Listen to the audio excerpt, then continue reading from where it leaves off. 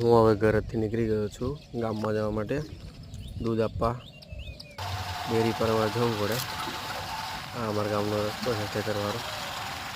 બસ આમ સારો છે, નાનો રસ્તો. ગામમાં જઈએ, ચલો ગામમાં મળીએ આપણે. મસ્ત મોસમ છે અમારા ગામની ડેરી છે.